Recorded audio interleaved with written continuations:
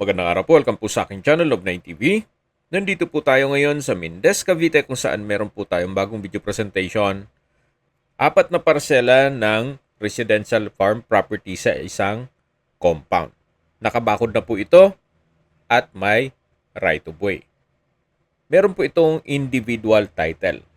Ang kada isang parsela po ay 1,200 square meters. So ang total lot area po ay 4,800 square meters. Lot po yan, regular cut. At dito po sa gitnang parte nitong gate o property ay yung right of way.